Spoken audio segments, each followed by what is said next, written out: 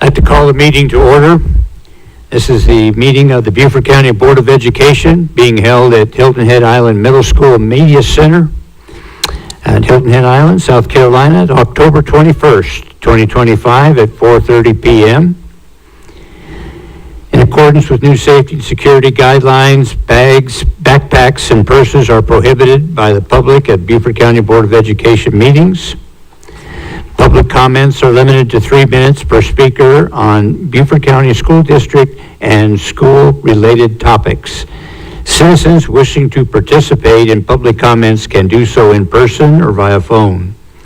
There are 2 scheduled public comment forums during each board meeting. The first is a 30-minute session near the beginning of the meeting, limited to topics on the board meeting agenda.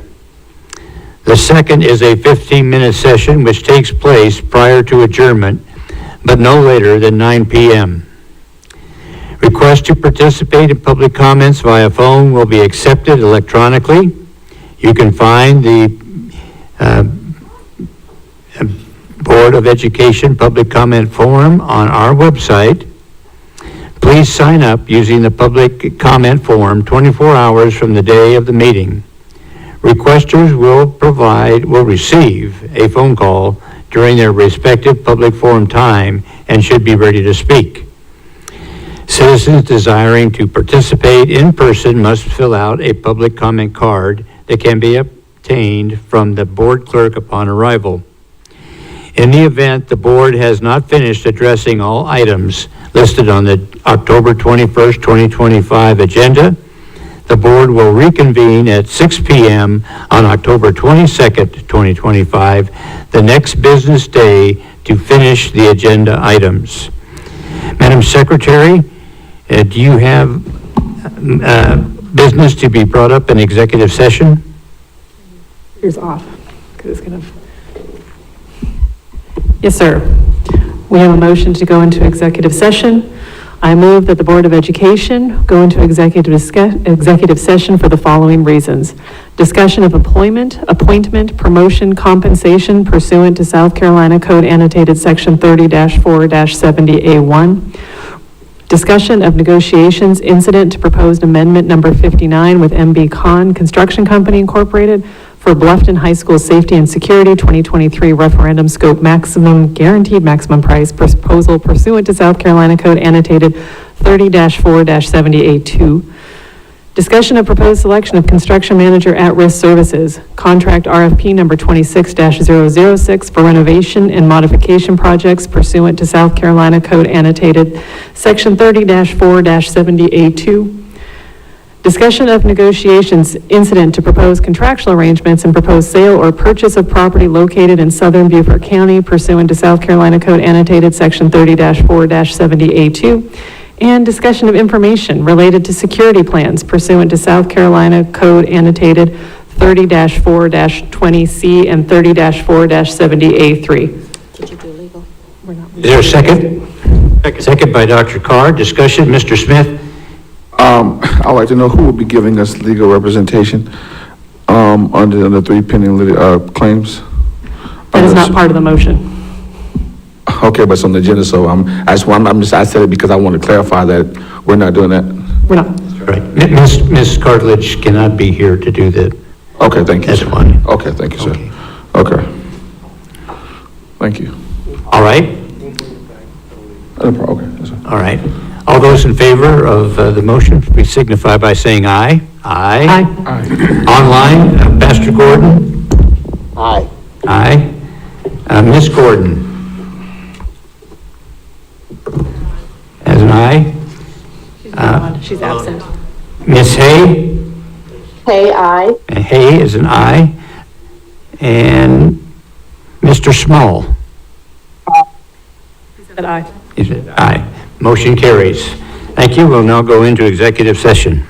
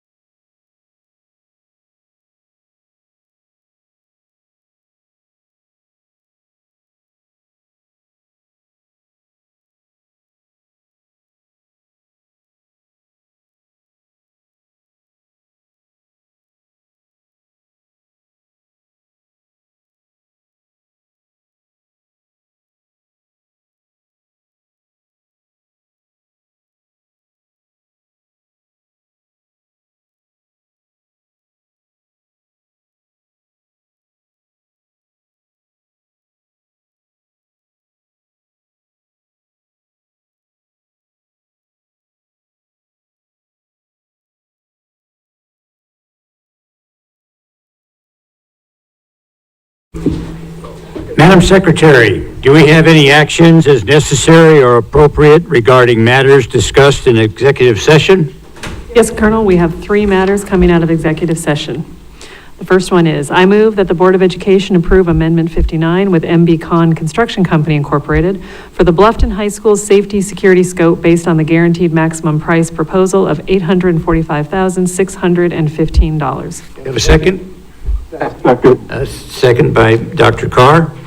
Any discussion? Don't see any hands. All those here in the room in favor of this motion, please signify by saying aye. Aye. And online, Pastor Gordon? Gordon, aye. Aye. Okay. Miss Gordon?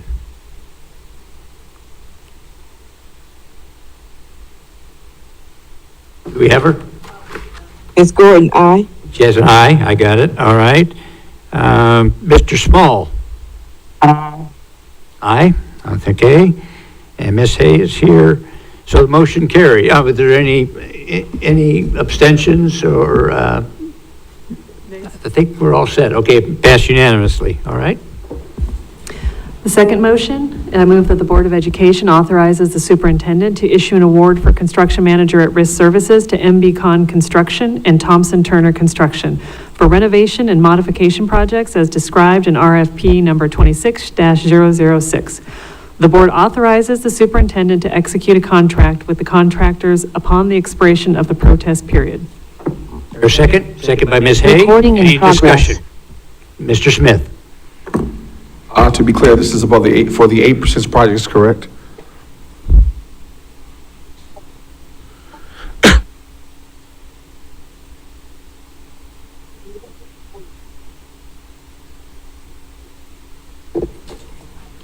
Yes, Mr. Smith, the majority of this will be 8%, but they will have some of the smaller referendum projects like safety and security projects as well. And thanks for the clarification, but just due to my constituents saying that, and also just understanding, as I stated before that, due to we're having the same people who are, winning the projects, I'm just kind of looking for some different people that we're giving the opportunity on. So due to that, because they're saying that once these people get these projects, that they're still hiring some of the different local people to do them, and so I think they would prefer to get that as well. So unfortunately today, I will not be able to support this motion due to that. Thank you. All right. The motion has been moved and seconded. All those in the room that wish to vote aye, please signify by saying aye now. Aye. Pastor Gordon? Pastor Gordon, aye. Aye. Miss Gordon? Miss Gordon, aye. I say aye. Mr. Small? Aye. Okay. And abstentions? No. Nick? Yeah, Ms. Smith, no. Yes, sir. And one no vote, all right? I wanted to speak also on the vote. Go ahead. I would just like to say that Hilton Head High School, if you drove by, it looks amazing, and my constituents are very satisfied with the services provided by the construction companies listed here. Okay, and your vote was yes? Was yes. Okay, vote is 10-1. All right? Any other motion? Yep. Mr. Smith voted no, so the motion. Yes, is not Mr. working. Smith was no. Yes, correct. Yes. Okay, Mr. May's absent. Yeah, final motion. I move that the Board of Education approve the purchase of a weapons detection system in the amount of $600,000 to be funded from the remaining 2019 referendum proceeds and $425,000 of operational costs for the 2025-2026 school year from the Special Projects Fund.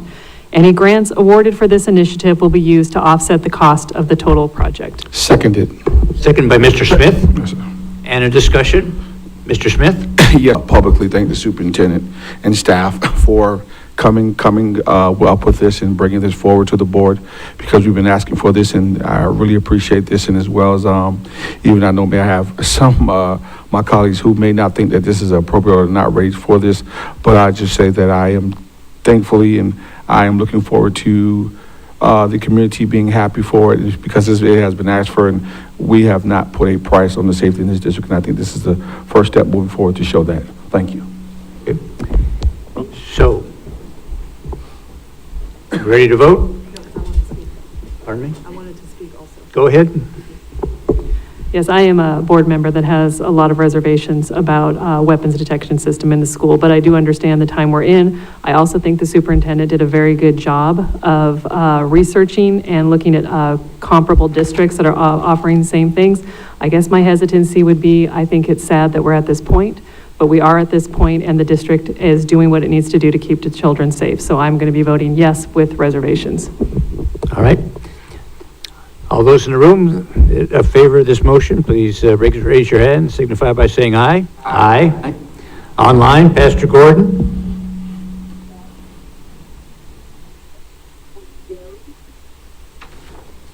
Pastor Gordon? Well, Pastor Gordon says aye. Thank you Aye. again, Ms. Okay. Rodriguez. Ms. Joe Gordon? Jen. Ms. Gordon says aye. Ms. Gordon says aye. Mr. Small? Aye. The motion carries unanimously. Thank you very much. Do you have anything else? That concludes that action. Now I need a motion to approve the agenda. I saw Ms. Hayes' hands first. You can second it. I second. All right. Any discussion? Mr. Smith? Claire, the only thing that we have on consent agenda tonight is the third quarter FOIA report, correct? Is FOIA reports on the consent agenda? Do you want to keep it on there, or do you want to take it off? No, I just want to be clear, that's the only thing that's on there. You want to take it off? No, I just want to be clear that that's the, You're clarifying? yes, sir. Okay. Okay, yes, sir. All right. All right. All right, thank you. Yes, sir.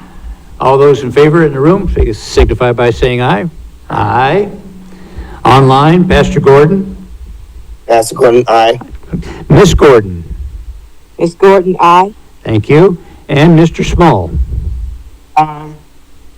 Motion carries unanimously. If you'll now stand for the Pledge of Allegiance, and please remain standing for a moment of silence.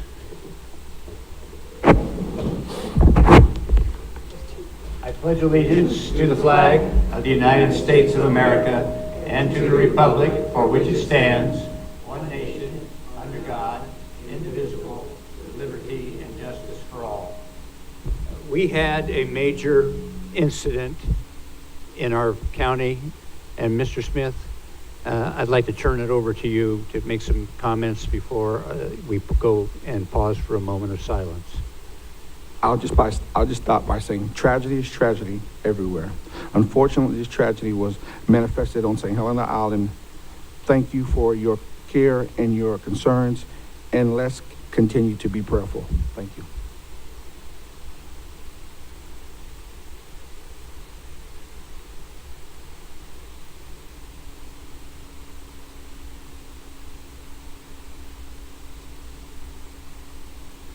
Thank you very much.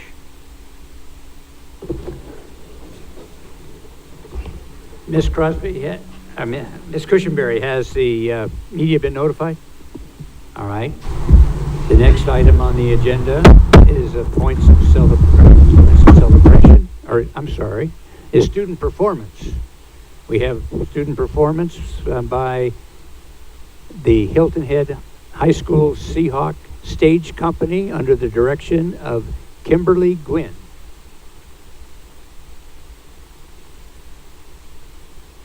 We have to go outside? Okay.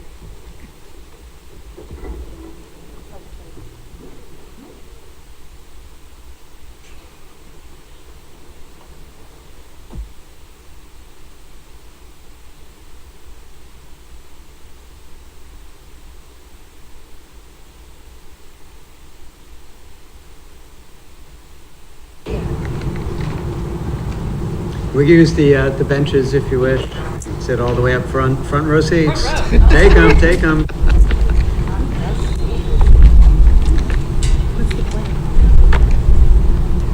It's on.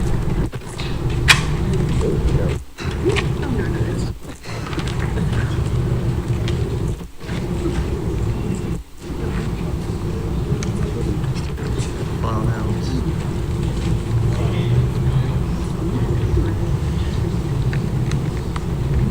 You can come up more if you wish. They'll be back here. Ladies and gentlemen, members of the board, Dr. Rodriguez, thank you for joining us out. I am pleased to present to you tonight the Hilton Head Island High School Seahawk Stage Company under the direction of Miss Kimberly Gwynn and co-director Mr. Jamie McGrath. They will be presenting an excerpt tonight from their fall production, A Midsummer Night's Dream. Mr. McGrath. So prepare take it to away. mentally exit the meeting and enter a magical world where anything can happen. Lovers shift from one to the other. Lots of mischief. So curtain up and let the mischief begin.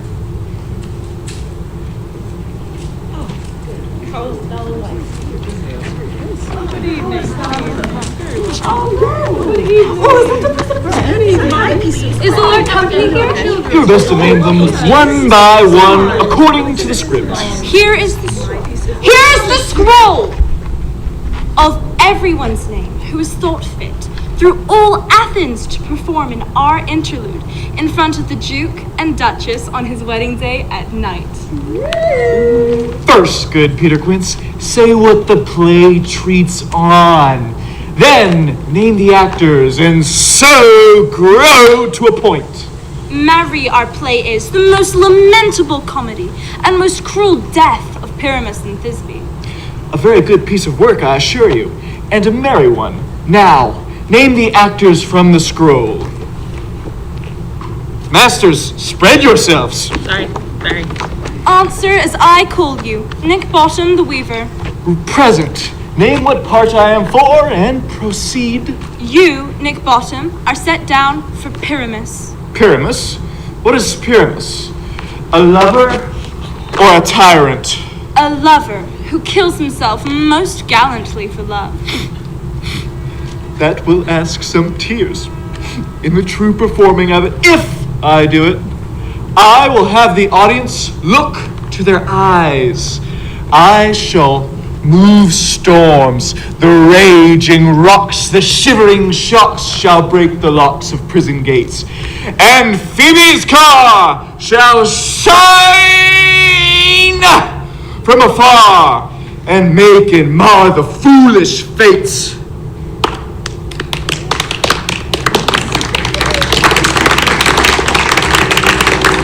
That was lofty. Now, name the rest of the players. Francis Flute the bellows mender. Here, Peter Quince. Flute, you must take Thisbe on you. Who is Thisbe? Is he a wandering knight? It is the lady that Pyramus loves.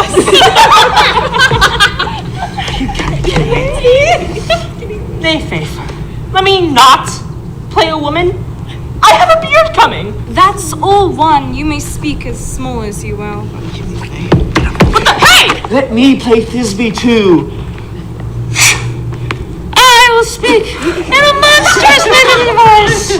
Ah, Pyramus dear, lover dear, la lady dear. No.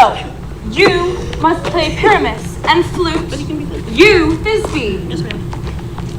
Well, proceed. Robin Starveling the tailor. Here, Peter Quince. Robin Starveling, you must play Thisbe's mother. Tom Snout the tinker. Here, Peter Quince. You, Pyramus's father. Myself, Thisbe's father. Snug the joiner, the lion's part. And I hope here is a play fitted. Have you the lion's part written? Pray you, if it be, give it to me, for I am slow of study. You may do it exemplary, for it is nothing but roaring. Let me play the lion too. I will roar, that I will do any man's heart good to hear me. I will roar, that I will make the Duke say, let him roar again, let him roar again. You should do it too terribly. You would fright the Duchess and the ladies that they would shriek, and that would be enough to hang us all. Friends, if I were to frighten the ladies out of their wits, then they would have no more discretion but to hang us. But I will aggravate my voice so that I will roar.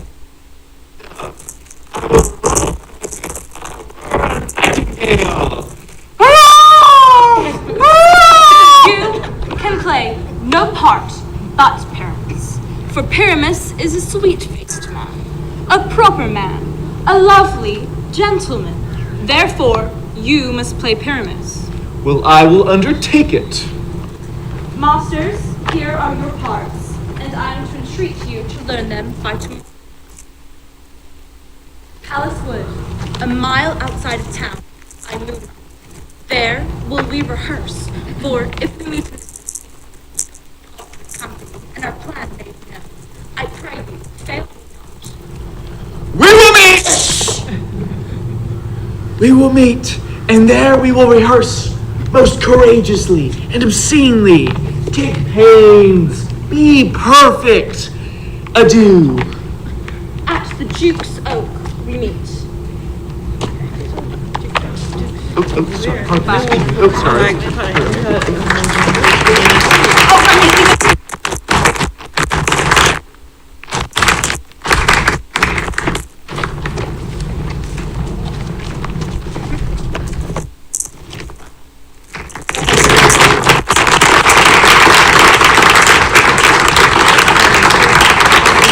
Performance may features high school actors, but we do have 3 here from the middle school who are fairies, and that little elementary boy over there as well. So we have involvement from all 3 schools, and I teach at IB as well. Kimberly Gwynn can't be here tonight because our haunted house opens Friday, so she's there doing that.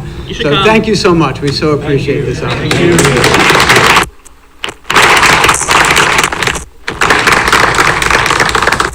Bravo, bravo.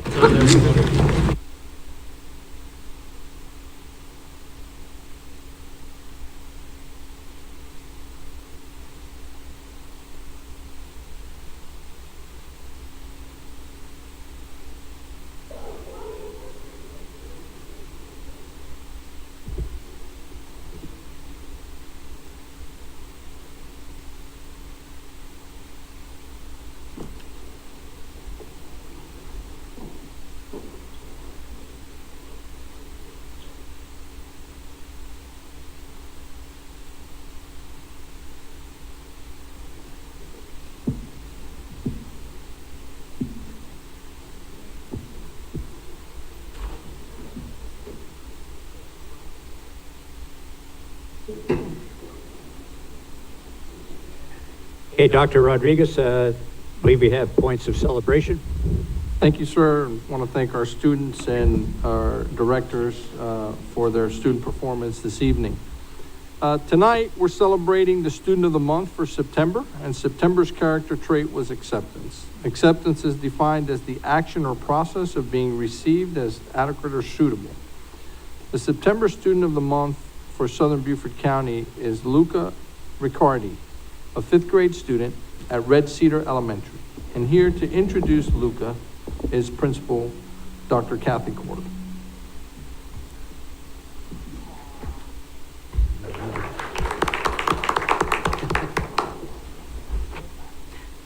We are very pleased to be here today.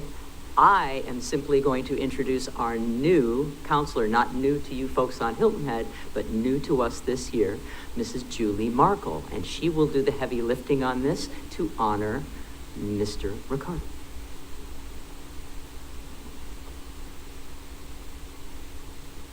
Mr. Corley. I want to also welcome some guests here who are very special this evening here to also celebrate Luca, and that includes his parents, Mark and Sarah Riccardi, Sister Maddie, and his 5th grade teacher, Miss Frieden, who I'm honored to read some of her words this evening. Luca, this is what was submitted on your behalf. There are several examples of Luca demonstrating acceptance, but a few stand out more than others. He's a child who consistently and voluntarily seeks situations to help others in need. If it's a child sitting alone in the cafeteria or at recess, or someone who doesn't have a partner to work with in class, Luca will quietly and discreetly offer to include that child with him in his group. It's clear that Luca doesn't do this in order to gain recognition or accolades, but does this because it's just the right thing to do. Luca's leadership skills are evident because other students notice this and then wind up offering to do the same. Some things other students wrote on Luca's behalf. I think Luca is a great person to pick because he always includes others. One week on Fun Friday, you should know that's the one time they can sit anywhere they want in the cafeteria, a boy was sitting alone and Luca asked him to sit with him. He He was so kind to him and talked to him the whole time. That's why I think Luca is a great person to choose. Another friend wrote, he helps people when they're alone, and he's really funny and a nice friend and doesn't let other people get left out. And he likes talking to people. He accepts other people and never makes fun of anyone. I think he shows a great demonstration of acceptance. And another, outside on the playground, he saw someone sitting all alone. He went over there and sat with them. For those reasons above, the 5th grade team proudly nominated Luca Riccardi for September's Student of the Month. Thank you. Congratulations.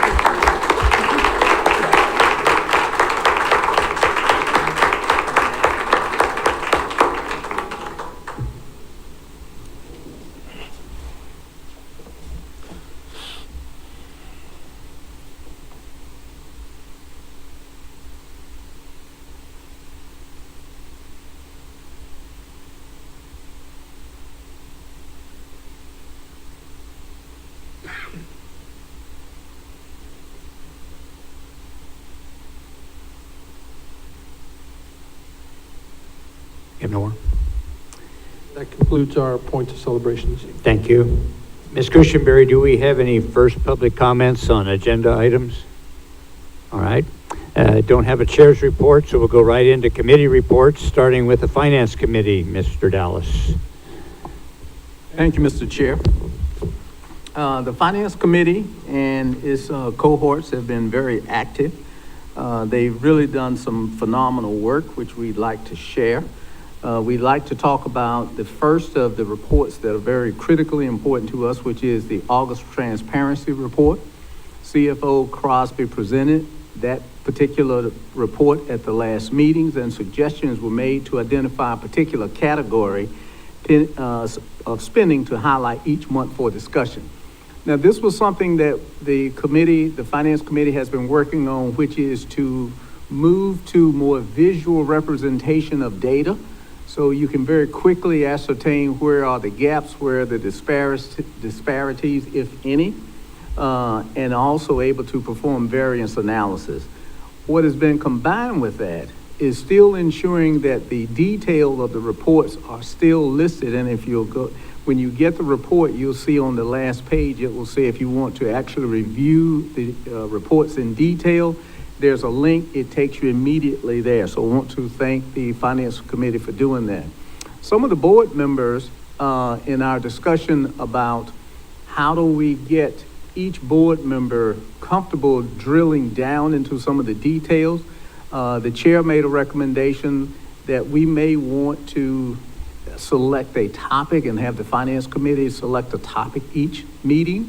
And then Ms. Hay made a recommendation that it might be good to have board members participate with Finance Committee members in leading that conversation. So what we're looking for is actually getting more active participation. We've also talked about how do we leverage AI. Finance Committee has already been working on that. So we're going to, and I'm forcing myself as a technophobe to actually sort of drill down and spend time with others so that I too can learn. But those are the types of things that the Finance Committee is taking the lead on, and we're very proud to be working with them and supporting them. The next area is the Minority Women Business Enterprise, and a revision to the utilization plan was presented for approval. And one of those changes is that previously we needed to present that report annually. Throughout the state, too many districts were not doing that, so there's been a change where going forward, we only have to present when there is actually a change, and there will be a motion coming up in terms of that a little bit later. The next thing that we would recommend you take a look at, and people listening, is the budget via fiscal year 2025. This is a very voluminous deck, but it is so full of information. And one of the things we're hoping that those in the audience and that are listening will actually be very much energized about is studying these materials and then helping us present to the greater population all the amazing things that are happening in the public school district, which you support and you help fund. I personally have gone through and made notations on that. I will be getting with some of our technological gurus to make sure I can print it off so that I can share it with others.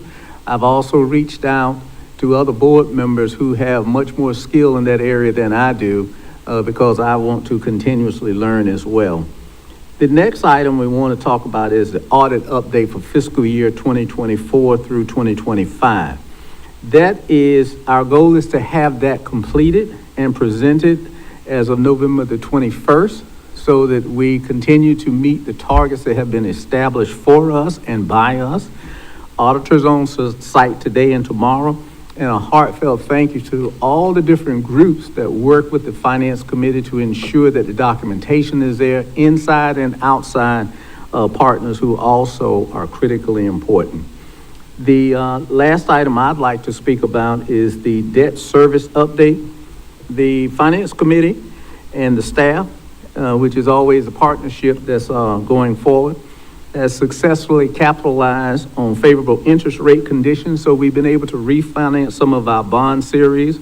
And one of the things that the policy requires is before we can refinance an existing bond, we have to make sure there's a $1.5 million savings.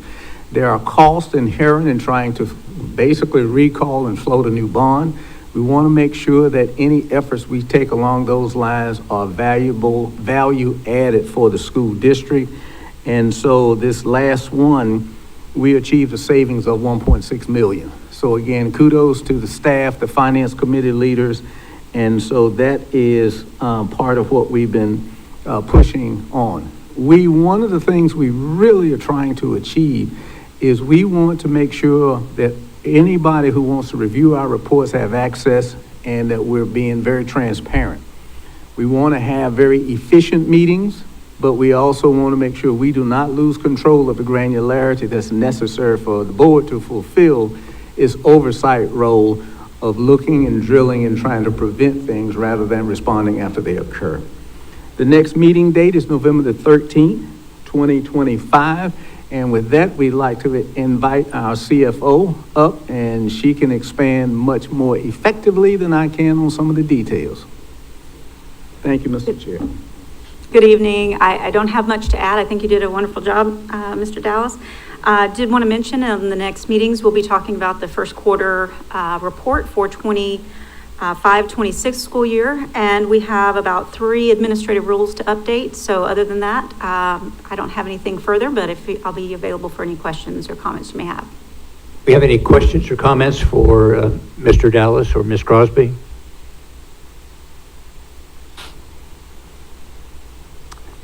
I don't see any hands up. I guess, good job. Thank you very much.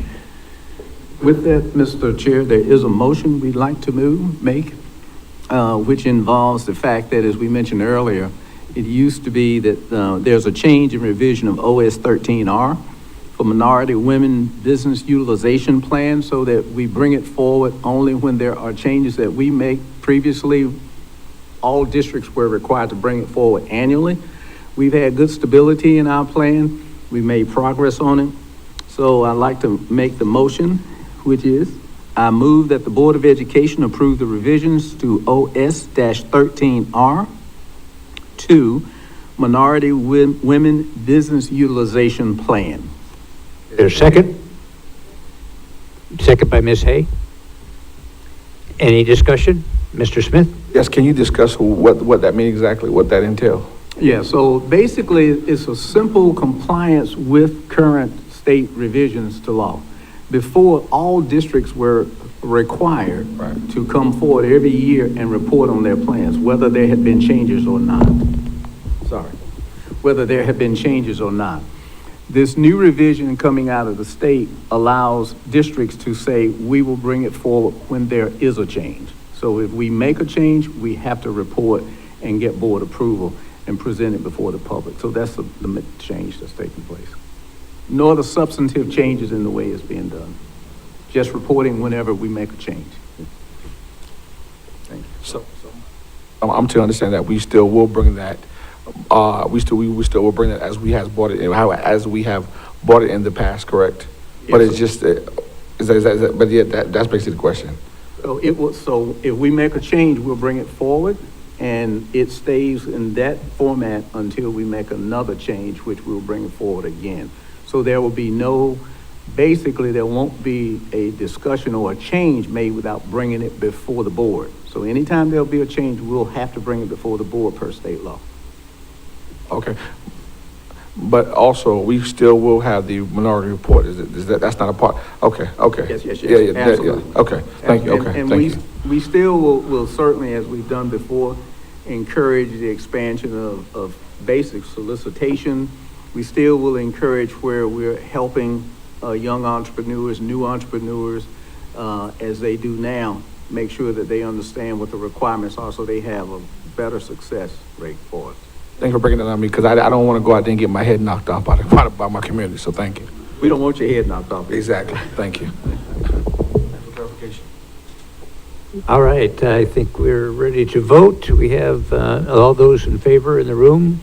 Please signify by saying aye. Aye. Online, Pastor Gordon. Pastor Gordon, aye. Pastor Gordon, aye. Miss Gordon.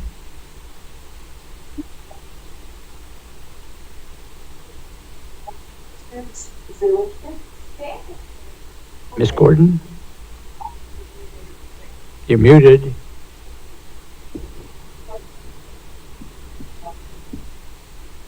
All right, we'll go on to Mr. Small. Aye. Mr. Small is an aye. So we only have Miss Gordon. Okay. Don't believe we have any, so we'll have one absence. The rest are aye votes, so the motion carries. Thank you, sir. Mr. Chair. Now legislative report, and again, Mr. Dallas. Thank you. The legislative committee has been very active, and we've somewhat expanded the scope of what we review.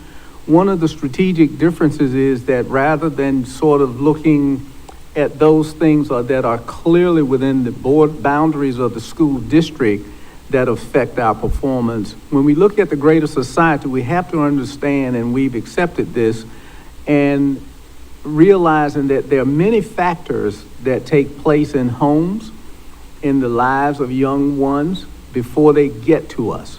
And that whole area of birth to 5, which is now being called cradle to career, to actually basically illuminate that we really need to understand how to take kids from birth all the way to their established and targeted careers, which means the legislative committee has looked at factors, data points that actually affect how we're able to educate those kids before they come into our school doors.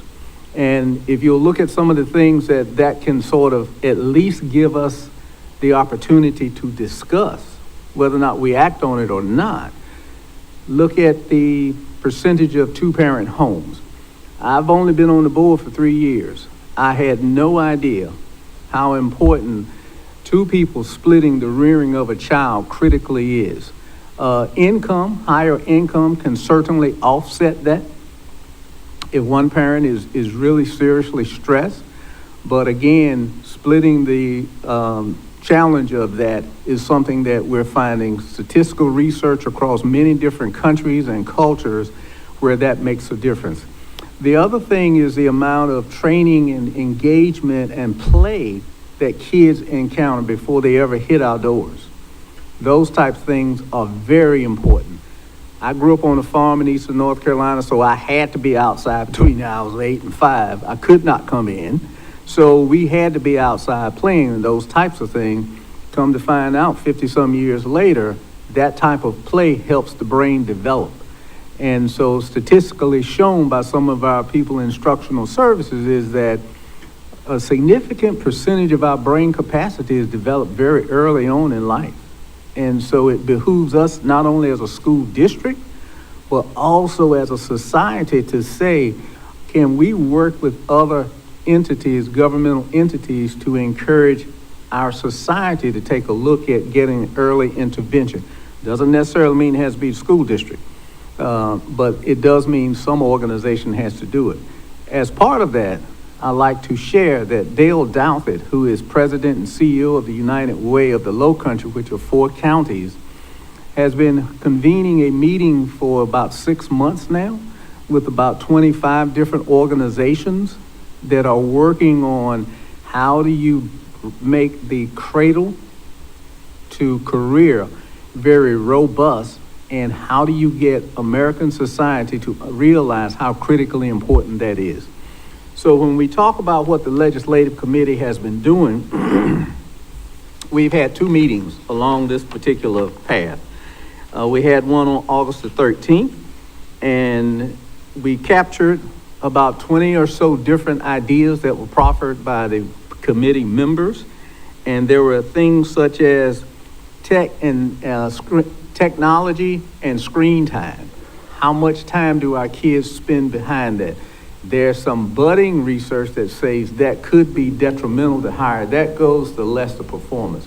Those are the types of things we at least want the community to have a conversation about. Again, does not mean the school district has to be the one that actually triggers that and do that. It means we're going to have to be able to help improve those things once they come to us. Older kids reading to younger kids. I know Mr. Smith is one of our colleagues, and others here talk a lot about how do we get that generational transfer that used to be so critically important in our community. So many of us are so mobile. I moved 19 times, so I didn't have the family that I had growing up, which was there for 3 generations. So those are the types of things that have come up in our meetings. And then we had one on September the 10th, and those where some things came up as a grandparent day that was offered by one of our board members. And just think about it, grandparents have so much life experience. And then we also had things such as military education. So are there things that we can learn from the military schools and what have you? And so what we've done, and you can go to the reports for this particular meeting, and you absolutely can see all the things. Another meeting on October 29th, we were looking to use some technology to take all these ideas, cull them down, come forward, and as Ms. Boatwright mentioned in one of her comments, make sure we're calibrating and synchronizing with other committees so we're not stepping on anyone else's toes. But we just wanted you to know we are vigorously looking at how we can give our kids and our families the best chance for their kids to be very, very successful going forward. So, Mr. Chair, with that, that is the end of our report on legislative committee actions. Any questions or comments for Mr. Dallas? I don't see any hands. We'll now go to operations. And Dr. Carr, you're standing in for Victor Ney, who is off doing some marine stuff, I think. Thank you, Mr. Chair. My pleasure to give the report. The Operations Committee met on October 14th. We had a number of items that we worked through during the meeting. The first was Whale Branch Elementary SIC recommendation.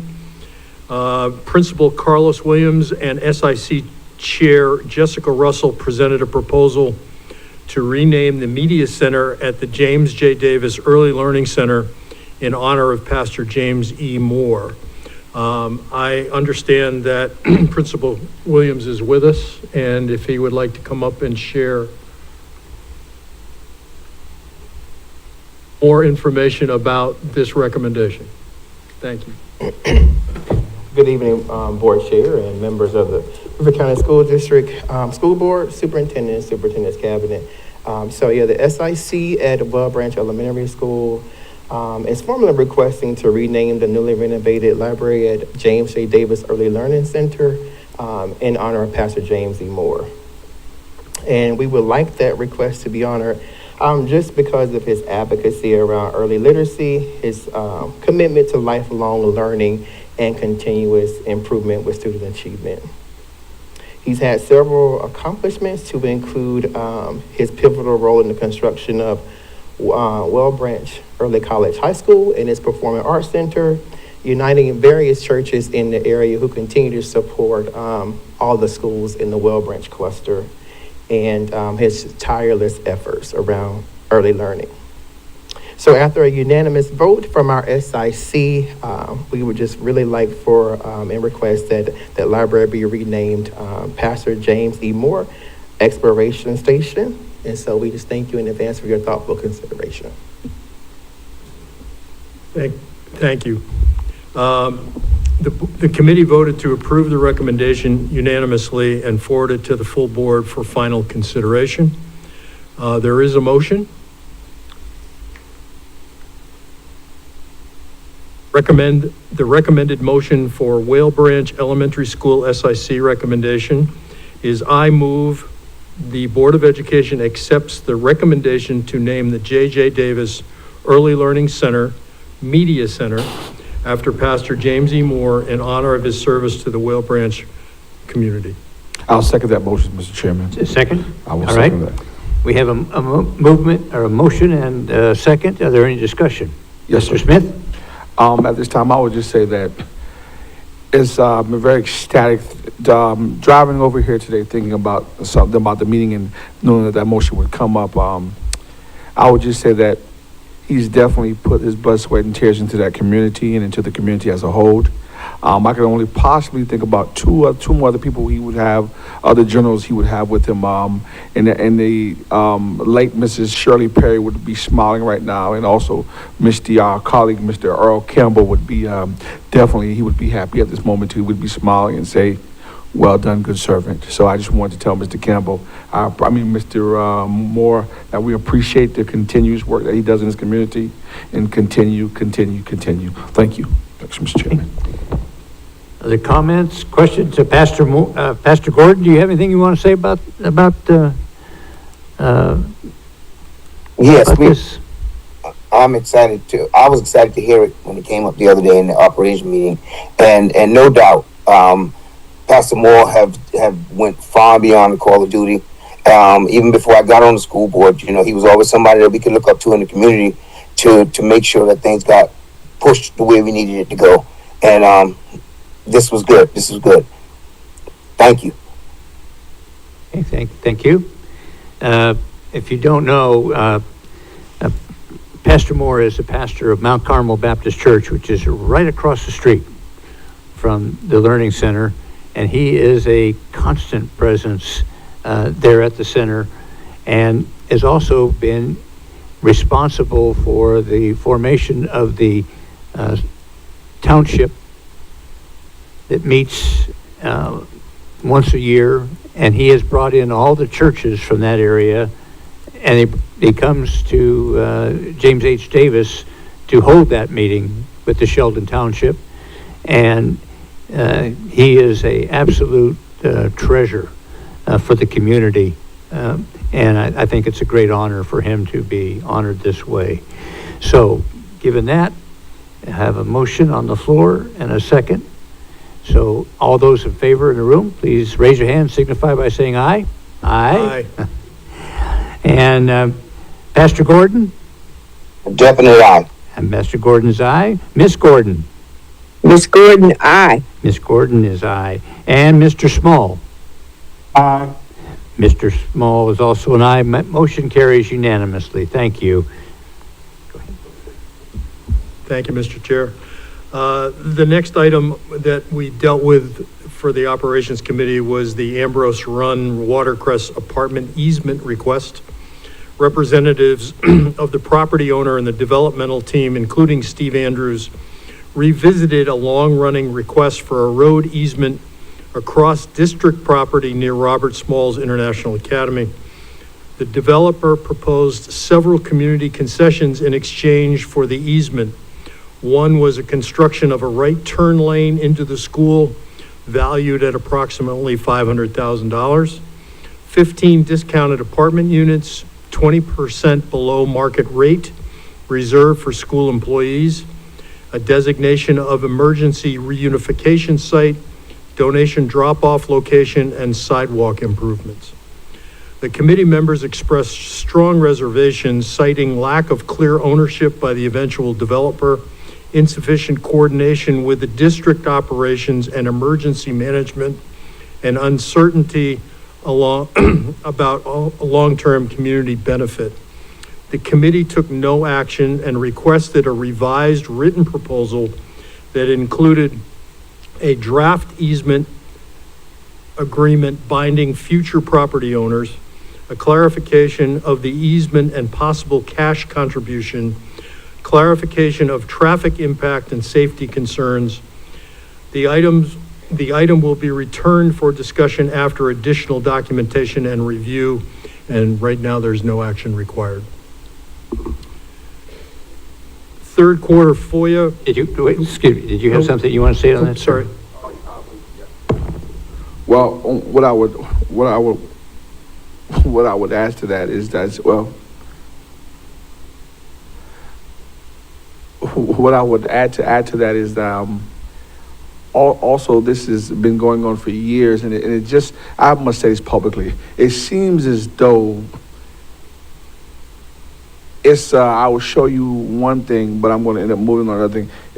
I'm one of my real strong, not happy with this, is that in a part of my community, there was a developer who took tons of loads of dirt and left a hole in my community. And the hole was so wide, I would say possibly half of this school could fit in that hole. And anyone who knows about construction, you're supposed to have the hole to a certain way where someone can get out of it. Where someone fell in there, they can get out. They can get out. They couldn't get out of that hole. And so the community didn't like it, and so we talked about it. All the dirt was going, I believe, was going to a project in the community, and I won't say which project it was going to. But what I will say is that now the developer is gone, and we're stuck with a hole in our community. And this kind of stuff, we just can't allow to happen and just give away right-of-ways when we have people in our community who are paying for right-of-ways, and we're not getting much bang for our buck. And so with them saying that, oh, we just want to put this in an agreement, and whoever buys a property they will have to go by this. Are we sure that we're maximizing what we're really getting out of this? Out of this project, or offer of exchanging to giving someone a right of way to our property. So I mean, with that, that's one of the main scary things. If you're going to come forth and buy the property, and let's negotiate. But not doing that is just it doesn't sit right with me because of that. Thank you. I just want to put that out there. I got it. All right, go ahead. Thank you, Mr. Chair. The third item was the third quarter FOIA report.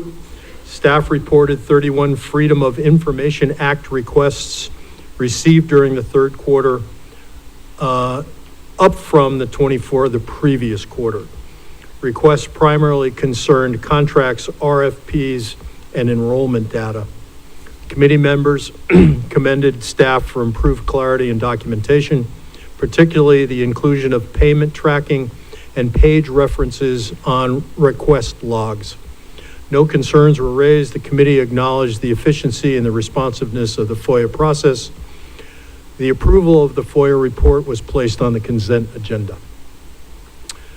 Fourth item was Administrative Regulation IS 30, the use of animals for instruction.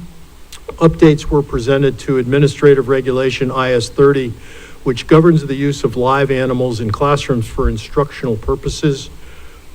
Key revisions were clearer requirements for animal health and safety documentation, streamlined procedures for teacher approval and parent notification, updated references aligning with state health and safety standards. The committee reviewed the executive summary and red line version and supported forwarding the revised regulation to the full board for approval. Information only today. The bus transportation routes were discussed by the staff, and efficiently and congestion concerns were raised, particularly during peak drop-off and pickup times. Approval of transportation routes. There is a motion which I'll read in a sec. Traffic backups remain an issue near Robert Smalls International Academy, although proposed roadway improvements may help.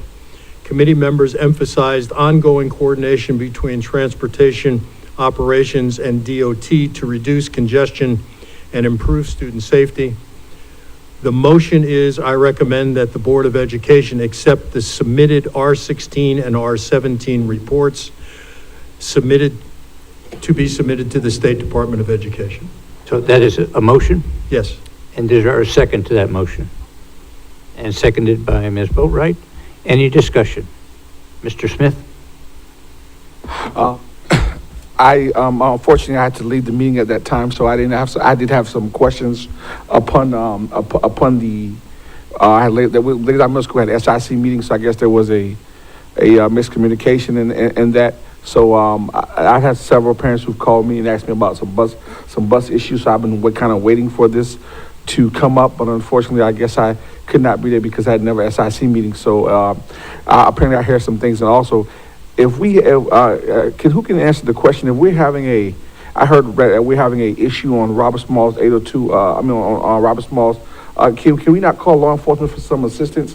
Because I remember when I was in high school, over at Lady Middle School, when we were let out of school, our SIO would come out and he would stop traffic and let all the buses go out, and that would take every bit about maybe 5 minutes. So if we're having an issue, how have we acted as a district on that issue? So can someone speak to that? I'll be glad to take that question. Mr. Glenn Frazier is also online if you have any other questions. But as far as SROs, we are not in control of the SROs, and we cannot ask them to go out and direct traffic. The sheriff's office would have to do that. So you would have to go through the sheriff's office in order to do that. And I'm not sure they would go out on a busy road like that, on a normal day. But that is beyond our control. I would say that would be a cop-out answer just because of the fact that Bridges has an officer out there. I just saw him today who stops traffic and let traffic out. I'm looking for a simple ask, because then we can tell people that we have asked the sheriff, and the sheriff has said even no, he can't comply with that, or he's not going to comply with that. But if we don't ask, then you will not. In the African American, we have something that says, if you have not, because you've not asked not. So, I'm just giving a true answer into what I believe that we can have, because if we're having issues, the people aren't looking at me as Mrs. Smith, we're having issues. They're looking at me to Mrs. Smith, what have you done to resolve them? And I'm looking for information to tell them, listen, we've taken step 1, step 2, step A to see how we can come to a better resolve. So that's why my answer may seem as though I'm not being nice or diplomatic about it, but I'm just saying we can't just say, we can't do it, or they don't work for us. SROs are in our building, and they are a part of our community, and they are a part of what we do. So I just want to put that out there. So I just think that we can move forward and even ask them for the answer, because I'm seeing it at Port Royal is doing it. The SRO is stopping traffic and letting parents out at Bridges, and I see we have much more officers in our schools, and I believe that we do have a Port Royal officer in one of our schools too. So if they can, then why can't other schools do that too as well? And they also do it for funerals, FYI. Thank you. Dr. Rodriguez. Thank you, Mr. Smith. Couple things. Happy to ask. First statement I think I would make, happy to ask the sheriff, okay? But in addition, I think you should know the following. I'm not sure who the individual is at another school site that's not one of ours that is out there. I believe they're an employee of that particular school you mentioned. However, when you put an employee out on a road like that to direct traffic, you incur all liability associated with any accident that might happen around any of direction of that traffic, number one. Number two, I do know that with respect to SROs, the main function that is expected of SROs from their leadership really is wherever the largest majority of students are during the course of a dismissal or an arrival process is where those SROs are typically expected to be by their command staff. Our principals, we don't have authority over them to direct them where to go. They report and respond directly through their chain of command within their law enforcement agency. So from the school district perspective, can we request? Yes, sir. And I'm happy to make that request. But I just wanted to make sure I clarified those points for you. Actually, Dr. Rodriguez is not the staff member. Actually, it is the SRO. And I just saw today it was the Port Royal police officer truck. And I believe I'm not sure if I won't call the officer's name, but no, it's an actual police officer. And he's actually out there directing traffic. As in today, it wasn't a staff member. It was a Port Royal police officer. I think I see another officer right there in the media. So no, it was an actual police officer, it wasn't a staff member who was actually directing traffic today. So, and I haven't seen him just there today. I saw him there on another day as well. So it's been a couple of days I've seen that Port Royal police officer actually there doing that. Yeah, I will tell you that that's my district, and I've seen that officer out there, but of course, that's a sidewalk before the entrance. Where the traffic is a sidewalk away from the entrance. So it's very easy for that particular SRO to get out there by the traffic. It's much more difficult to our other schools with roads that are quite a distance away from the front entry to the school. So, I understand why that's done there. It may not be possible at, say, Shanklin Elementary or Broad River Elementary, because it's a longer distance away from the front door to where the traffic has to be managed. So that's something we have to look at. And different schools have different issues with where they're situated. And I do understand that, Colonel God, but I think to take our precious cargo, letting them out of school, there's an issue. I'm not sure exactly. I just heard that there was an issue, and this is the first I've heard of it. And now my question is, if there's an issue with doing that, or if they're having an issue, then the question is where the issue is at and how long will it take.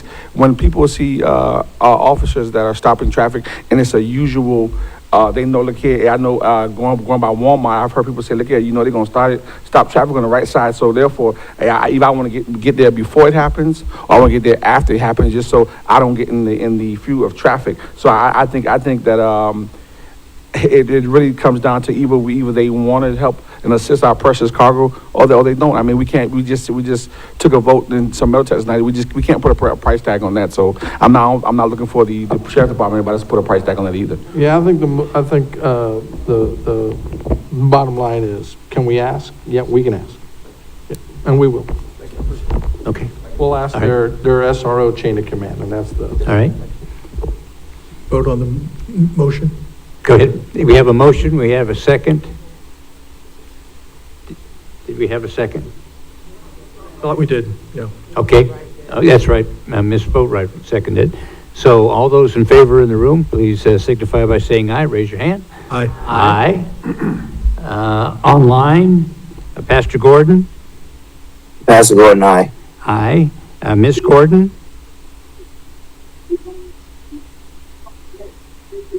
Miss Gordon, aye. Ms. Gordon, aye. And Mr. Small. Aye. And any nays? Yes, sir. Mr. Smith's a no. Mr. Smith is a no. The motion carries. Go ahead. The construction update from the 2019 referendum. All financial reports are green traffic lights. The current budget, $375,710,000. Paid and committed, $374,884,078. Remaining funds, including contingency, $865,922, and contingency remaining $332,957. The 20 questions? Go ahead. The 2023 referendum, all projects reported green traffic lights. All financials are green.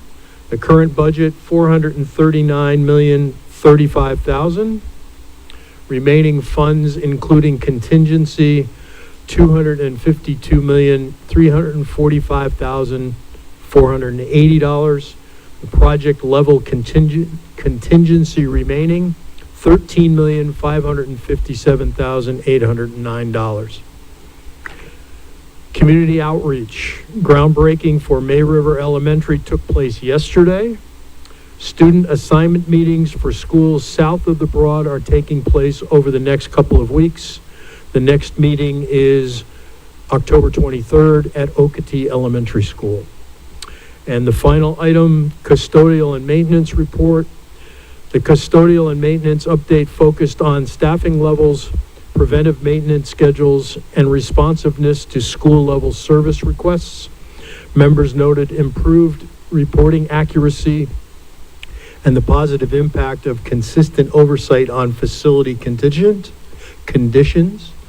Vendors honored employees. Principals were surveyed and provided feedback on 13 different areas. A custodial vendor review was done with some deficiencies noted. Notice to cure letters were sent. Maintenance blitz on Hilton Head Island Middle School. 20 of 32 work orders were completed. Transitioning to a new vendor, Sodexo. There's a 90-day grace period to have manning at 100%. And the next meeting is scheduled for November 13th and November 18th. That concludes the operations report. Questions? Also, I had to leave. Can you tell me when do the new contract take, or the new company take over Sodexo for the maintenance? Did we discuss that? I don't have the date. They began October 1st, is that right, Robert? October 1st. Yes, sir. Okay, so they have already begun? Yep.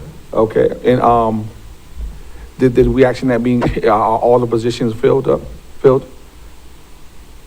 No, sir. They have 90 days to fill all the positions. They started their contract 20 positions down. I didn't think that we gave them a 90-day. I didn't think that we gave them a 90-day time to have all those fulfilled, because I believe that we brought them in before the other contract was before the other contract was up. I thought I remember us talking about that, and I specifically said that they needed to have those positions filled because they came in presently talking about that they were not hiring staff members that were currently hiring.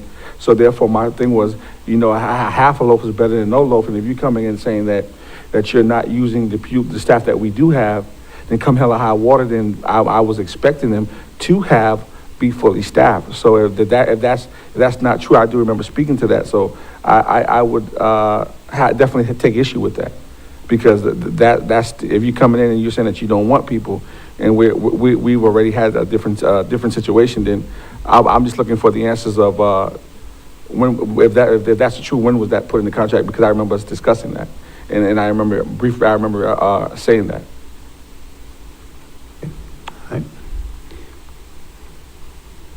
Mr. Smith, I don't know that was in addition to the contract or anything like that. I think, I understand comments that you may have made, but when you're bringing in a new individual, a new company to oversee, they have the opportunity to hire those individuals that they believe are going to meet the level of expectation that they're going to need.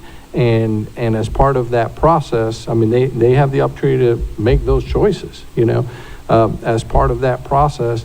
They also have to have an opportunity to staff up while they are selective about the individuals that they are choosing, and so I think that's in there. They have the 90 days. Again, I mean, there's 11 of you, right? One individual might say one thing, one other individual might say something else. If there's anything that the board wants to make sure that they execute, or want us to execute on, then I think it's more than just a comment in a meeting that we need. We need direction through a vote where the consensus of the board is able to be articulated. And Dr. Rodriguez, be honest with you, I have no problem with giving people the latitude of hiring who they want. But when we were talking about that contract, I very clearly remember of not just having that conversation, because I believe that was also brought to the operations committee, where I also said that as well. And I said that when we talked about that contract, because this board did approve that contract, and they have been with us for at least, or they've been around in support of maybe 30 days or more prior to actually taking the contract on the 1st. So therefore, to me, that's ample time to understanding and to get the people that you need to understand what you're dealing with and the needs, because they've also, from my understanding, they've also have cut different sections that the district has currently had, so they have actually cut some of those positions in some of those departments as well. So they've had some time, so it's not like they were just jumped in and they got it on the first and start working. They've been working well within before the first. So I do remember that. And so right now I'm asking for clarification, because I remember stating that when we saw the contract and when we had a conversation about it, that was one of my asks as a board member, and I believe that it was said that was all right and there was understanding. So that's why I'm asking for clarification, more or less, of where did that go and how did we get lost with that. That's what I'm asking. Thank you. Anything else? All right, next report is technology, Ms. Boatwright. And you know, technology will keep it short and to the point here. We are working on a process of generating surveys that are going to go out into the community, and I would just like to heap praise on Mark Shohan, who I totally hung him out to dry, came up with this idea to do these surveys and then basically had no time to work on it. But he came up with some great questions, and what we talked about doing is, rather than a 1 through 10 scale survey or are you satisfied, extremely satisfied, not satisfied type survey, we're going to approach it with more of a free text approach. And I think that it'll be an interesting case study on using natural language processing to detect trends in the data that's coming out. So what we're doing, it's in the board packet here, is we have 4 surveys, staff. So staff, teachers, principals, district staff will get a survey that focuses on the areas that are really relevant to staff. Students are going to be a group that we're going to try to encourage to fill these out. The community members, we're going to try and get as many community members to participate in this survey, and then parents. So those 4 groups are going to get sort of a tailored survey. And what we want them to do is to just kind of share with us some of their excitement about technology, concerns with technology, where they see this going, where they would prefer it not to go.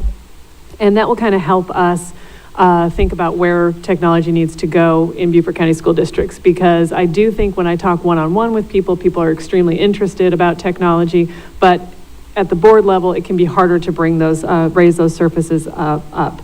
So what we're asking for from the board today is basically a motion to initiate a survey process, and then we're going to try and get those out before the holidays. And we're going to really leverage community organizations. I know Chamber of Commerce, I've been speaking to some groups that said that they would participate in getting the word out.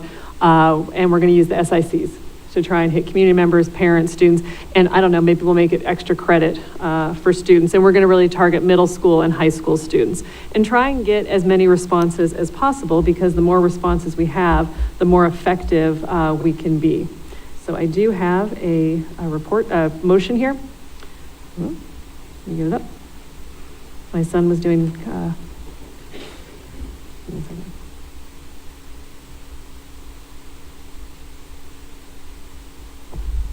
Right. What? No, I have my own. Okay. I move that the board authorize the technology committee to proceed with a district-wide survey on technology use and perceptions among students, families, staff, and the community. Second by Ms. Haig. It's been moved and seconded. Mr. Smith, you have discussion? You said that the key word that you said was that you wanted as much participation as possible, right? And are you saying that you're limiting them to do, as in, if they want to put a 5 or a 10, a number down, are you limiting that, or they can, are you saying there will be a written section and? It's just free text. You can put yes, no, you can put satisfied or unsatisfied or extremely satisfied, or you can write a couple of sentences as to why you think it's a good idea or bad idea, why you'd like to see, or what you'd like to see more of. So it's really just trying to capture the gestalt, is that the right word? The gist out in the community with regards to technology. Because I think we are existing in a time where some people are concerned about screen time and other people are concerned about, are their kids prepared to deal with the technologically based future, which certainly seems to be approaching us at this point. Well, thank you. I think you've given me a clear answer. My clear answer I know that some people just may say 10, like I was doing a survey for my aunt the other day for the cable guy. She said, just give them all 10s. So I just want to make sure that we're not, just for someone who may be older or grandma who is doing that survey, that we're not knocking them and saying that you have to put your Like a comments Google out. review on technology? Yeah. Yeah, So- I think that the thing that's going to be interesting about this is when you limit people to those sorts of responses, it makes it very easy to say, this scored a 3.5, or, people like that. But with one of the things that I think AI has the potential to do is move us off of these very limited type questions, because we don't need to rely on a score or a metric to develop it, to look at a trend or to see where people are. In theory, we'll see what happens, but we're going to get a lot of just free text responses. And if we get several thousand, we can use these AI models to digest that and develop our own trends that will not be quite so limited. So I think it's a good question, and it's something I think that's really an interesting thing to try and do right now. Yeah, I understand, but respectfully, I'm even scared of the word AI a little bit. AI is doing so much in America that's beginning to get scary. But I do appreciate us asking the community the questions and seeing where they're at with the surveys. I appreciate that. I appreciate Rather y'all than for that saying work. that you are slightly scared, you could actually write down, and why. And that would be much more valuable, I would think, in technology. So we got a second, right? Mr. Carr, or Dr. Carr seconded? Yes. Okay. Any other questions? Okay. I don't see any online, so all those in favor in the room, please raise your hand and say aye. Aye. Aye. Aye. Online, Pastor Gordon? Pastor Gordon, aye. Pastor Gordon is aye. Miss Gordon?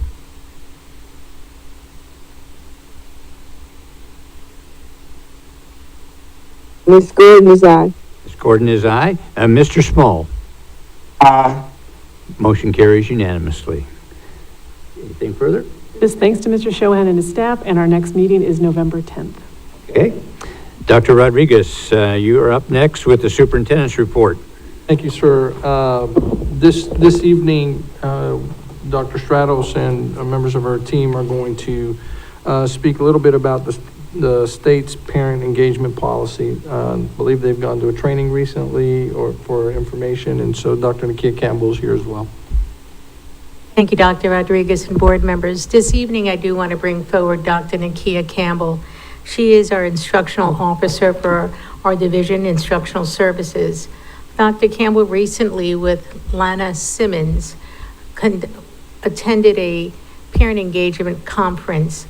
Unfortunately, Ms. Simmons is not feeling well this evening, so we're having Dr. Campbell bringing forward the presentation. So we may have a few minutes of your time, board members. Thank you. Good evening, board. I'm here to discuss our work for parent engagement and partnerships that are aligned to the federal government, state, and district policies and expectations. I'd like to start with this quote: "Strong family engagement is not about communicating with families, but building lasting relationships." We know that the federal government, Title I and Title III, both emphasize parent involvement and engagement as a core component of effective educational programs. Federal documents surrounding these titles embed parent engagement requirements and expectations. In addition to the federal, at the state level, we operate in what we call the South Carolina Family Engagement K-12 framework, which you should have a copy of. This actually frames our work as a district around engaging families, which ultimately enhances students' learning outcomes. So the South Carolina Family Engagement Framework is very clear on what is expected for each of their stakeholders.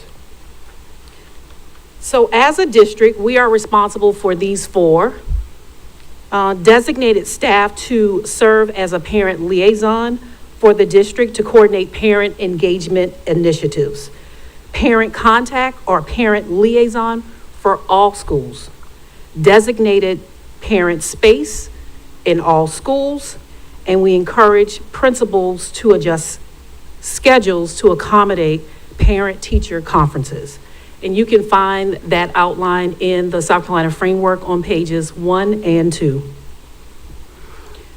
As you all know, this is our second year of our 5-year district strategic plan.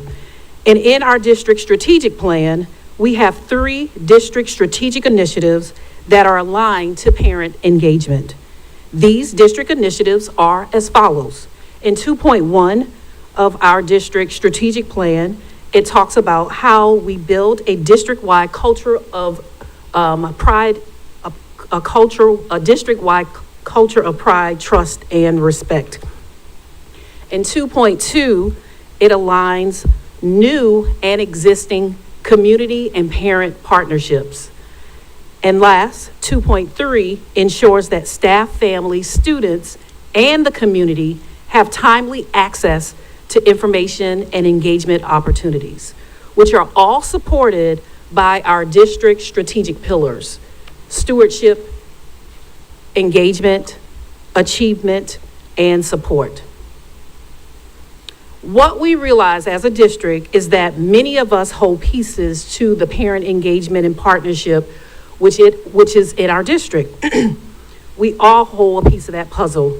So it is very imperative for us to collaborate and communicate about what we're working on as a team. So we are focused on alignment of resources. So our district team includes members from the Instructional Services Department, Early Childhood, Student Services, Communication, and Finance. During this time, we have strategic conversations about how we can effectively increase parent engagement and increase parent engagement opportunities for all parents. District Parent Engagement Strategy Goal 2.1, build district-wide culture of pride and respect. This is an example of some of our data points or artifacts that support that district goal 2.1. In July, we had our student services host our annual back to school expo for families. Students were able to connect to community resources and receive school supplies for the start of the school. And the second picture is an example of what we call parent spaces. It may be a parent resource room, parent spaces, a parent corner, and this is at one of our elementary schools. The parent spaces has information about our federal government documents like Title I, Title III, information about parent information, parent resources, event calendars, and point of contacts for our parents. The next district parent engagement strategic goal 2.2, we want to align new and existing community and parent partnerships. For the purpose of this presentation, we identified 6 existing community and parent partnerships that we are strengthening, aligning, and realigning our work to support families in our district. Some of our partners include the United Way, YMCA, Beaufort Community Partner, Boys and Girls Club of the Low Country, Sheldon Township, and our extended learning sites, which was funded through a grant through our Low Country Foundation.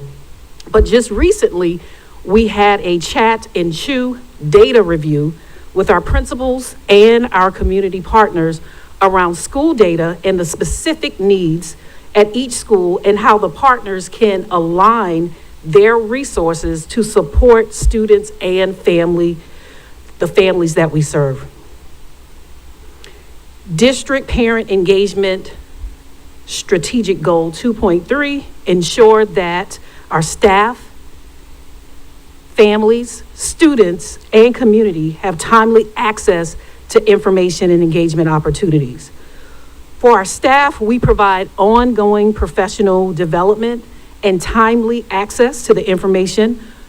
In the picture to the left of our parent liaisons, bilingual liaisons, and our parent educators, where the information is brought back to school communities that share with our families. One example that we give timely access to information to our families is our Grandparents Raising Grandkids group connection through the Early Childhood Development Department. Just recently, our parent educators met with our grandparents in the park at Port Royal, a park in Port Royal, to disseminate information pertaining to being a grandparent raising their grandkids. For one targeted group of students, we hosted a leadership conference and provided information to students about graduation requirements, study habits, test-taking strategies, conflict resolution, career pathways, and scholarship opportunities. And for our community, we host twice a year, fall and spring, an ecumenical luncheon for our faith leaders and leaders of our nonprofit agencies to share information pertaining to student achievement, giving our leaders timely access to information. This year's fall ecumenical luncheon will be held this Thursday at 11 o'clock at the district office. And as I stated in the presentation earlier, we are in year 2 of the 5-year district strategic plan. Here are some of the things that we are working on now and what we plan to accomplish by the end of this school year. Send out a parent engagement survey and collect information from our parents about how we can continue to engage families and increase parent involvement at all of our schools. Develop a district-wide parent engagement event calendar for families. Establish family resource centers / spaces for families in our communities. This will be a place where families can go to get information and resources to support learning at home. And increase our academic two-way communication with families. Help to build trust and stronger relationships and partnerships with our parents that will in turn increase student achievement. And continue to build capacity around parent engagement with our school leaders. We know that training helps leaders strengthen their vision for family engagement, which will translate positively into daily practices. And in closing, one of our partners, the United Way of the Low Country, reported to us recently that Beaufort County, a significant portion of our families, those earning above federal poverty line, yet still struggling with basic expenses, are navigating daily challenges that impact their child's success in school. 39% of these families are facing financial strain. This is in addition to the families that are already living below the poverty line. Parent engagement is not a luxury. It's a strategic lifeline. We know based on research that when parents are engaged, students show up ready to learn. Attendance improves, behavior stabilizes, and achievement rises. When we strengthen the collaboration between families, schools, we ensure that every child has access to support that they need to be successful. If we invest in our parents, we invest in our children, our schools, and our community. Together, we can turn 39% challenge into a 39% foundation for stronger families, stronger schools, and stronger community. Remember, when we bridge today, we empower tomorrow.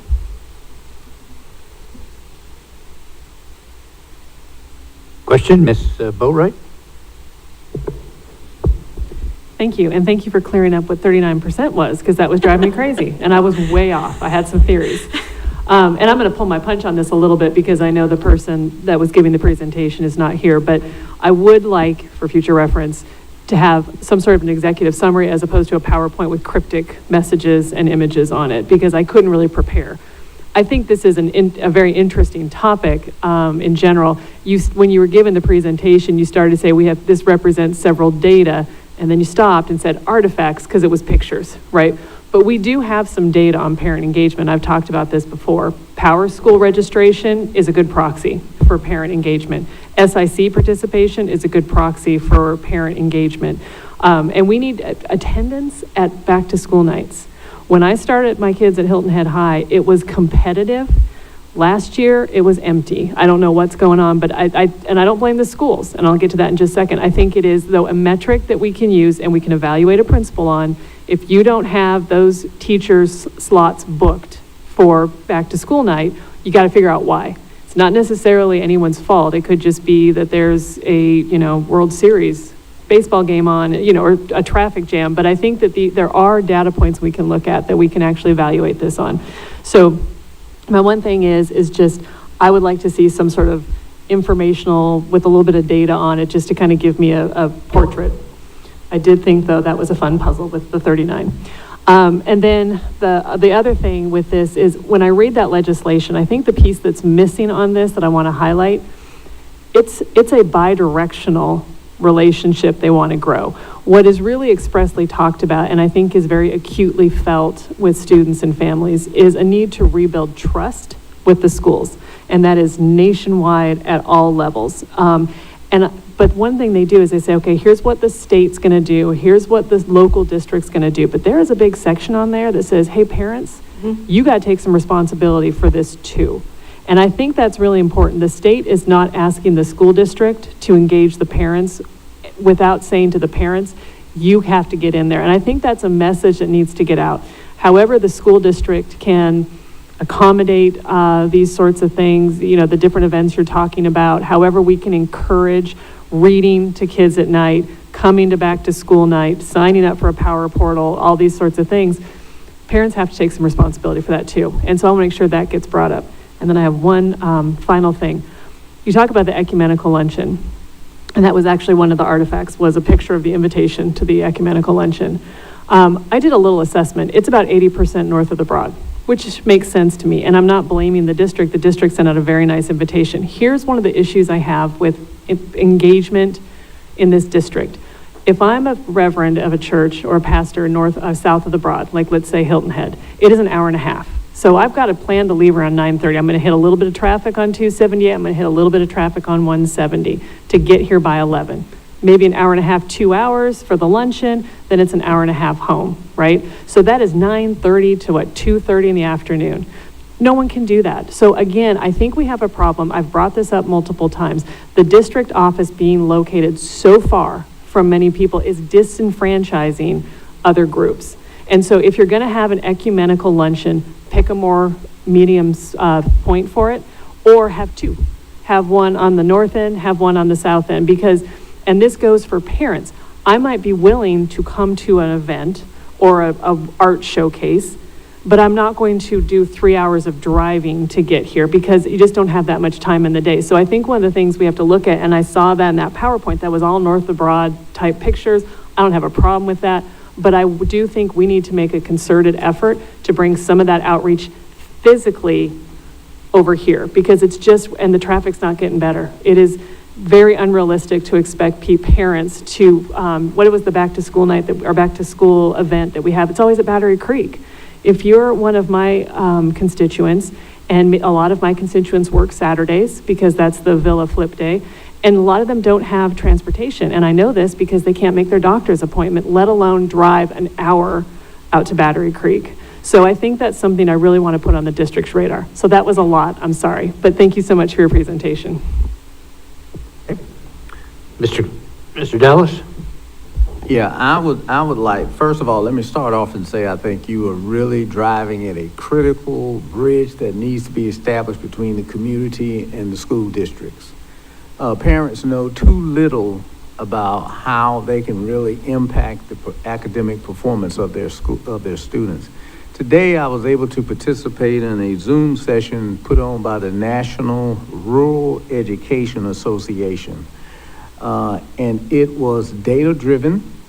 It really showed all the rural districts in the country, and it had 4 levels, as Ms. Boatwright speaks about, data that said what are the similarities among those districts and how do they compare to the majority districts, whether it's ethnicity, race, or geographical location.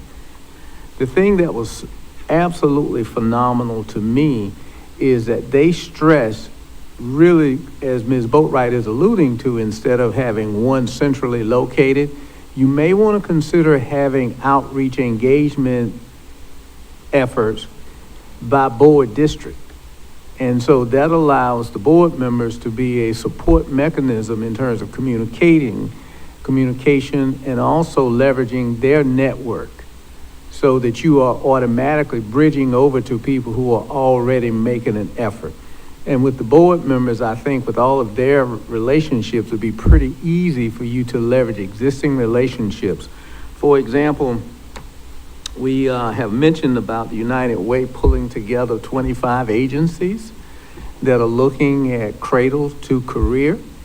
and they gave a call, and, board member was able to add 8 additional high-profile, high-impact people just from their personal network. So I think you're on to something. I think it's necessary. I would agree that leveraging, and you can FOIA the organizations that are in the county. For example, on a private effort, we FOIA'd how many businesses were on Hilton Head, the 10,000 registered businesses on Hilton Head. And so if you wanted to reach out and identify which ones sort of sound like they would be something that would be interested in this, I think that's a huge head start. I definitely appreciate it, what you're doing, and I think it's absolutely essential. So anything we can do to help, just give us a call. Other comments or questions? Mr. Smith? All right, let's see where we're gonna get started at. There were several things that was stated from my colleagues. First off, let me say to Dr. Campbell and her staff, and Dr. Scratos and her staff, and Dr. Rodriguez as well, thank you for bringing this forward to us. This is information that people a lot of times don't understand that's important. Because earlier we talked about relationships and about different things, and from time to time at school board meetings, we talk about being competitive with some of these private schools taking our students. You have to reach and meet people where they are, and that comes from relationships and partnerships with people in general. So this work is what speaks to that. In terms of the pillows that you bought, and in terms of the talking points that you bought, I'm not this presentation is sometimes how I do presentations as well. That I know I'm not going to give you the information that you need. I may not give you everything on the paper that you may want, but I'm gonna give you what you need.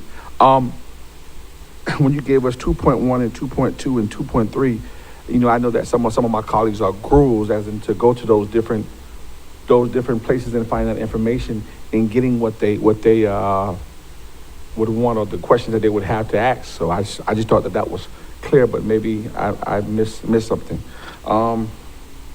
And then I will say, in terms of we talked about about holding people accountable for these days.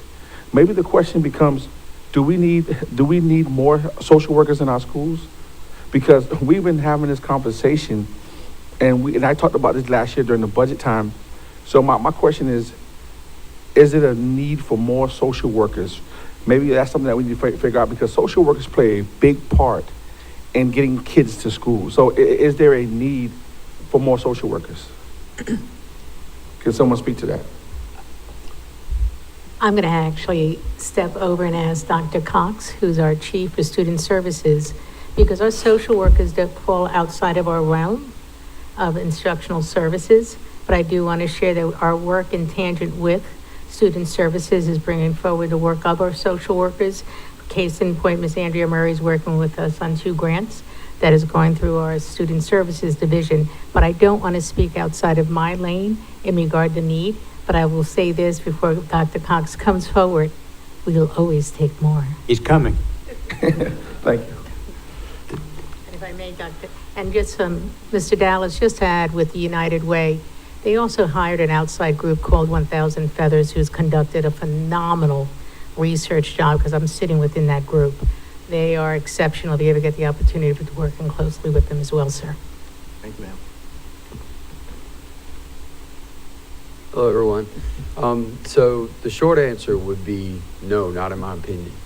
And that is because we are engaging not just at the school level, but we're already engaging outside of the school level on a variety of factors, one of which is an epidemic not just in Beaufort, not just in South Carolina, but across the country right now in school attendance, especially at younger ages. And so we are partnering with the state. That is something that we are continuing to do. We just had a training with all of our staff with the state agencies around school attendance. It's not necessarily that we don't have enough people. It's just we have to continue and strengthen our community partnerships to reach the families, to to increase this engagement to include school attendance as being a primary factor of that, particularly in the early age groups. So my question would be, how do you suppose that we do that? So in a variety of ways. So each school has their own systematic way of going about that. Us at the district office are engaging in training with the social workers to look at where are they, what needs to be done, including, so we have outside agencies that we work with, and each site is different and each family is different. And so you will often hear the term in the student services world talk about wraparound services for families. So each family may have a different need and a different level of engagement. And so right now we are working on some campaigns internally within the district office, not just within student services, to promote to the district office, for example, like some attendance campaigns that we're working on to improve student attendance, because there's a direct correlation between student attendance and student outcomes. And so that is something that we just have to do a better job of educating families on at an early age, the importance of that. And to be quite honest, in South Carolina, the laws aren't necessarily on our side when it comes to childhood attendance at an early age. Really, the teeth hit students when they hit high school, because that's when the seat time hours come in. So it is really just a continued parent education part of it, including the compulsory attendance law. We spent a lot of time explaining to parents that that's not something that we created. That's something that is done at the state level. So we just have to we have to examine what we've done and look at what we're planning moving forward. That has been a topic of discussion since I took this position, to address as a system.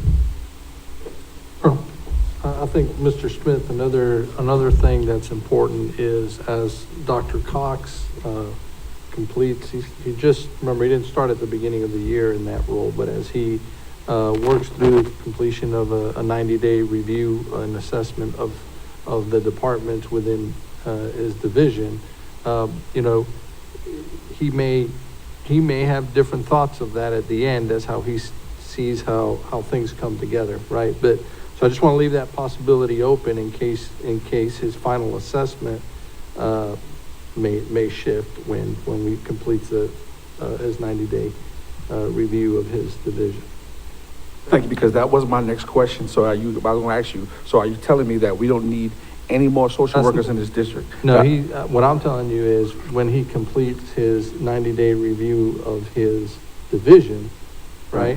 That he will let me know what additional needs he identifies through it, right? So as he's moving through it systematically, he'll be able to have I think a greater assessment at the end of the 90-day when he's able to look at the full picture for his division. Okay, and I thank you. And I appreciate that, just because of the fact that I've heard of a lot of we have to hold our parents and students accountable because they're missing schools, and that's a social worker's job. And I do understand, and someone who's been on the ground, who's been in the battlefield, I do understand some of those functionalities of some of those jobs. So that's very critical about why I bought that.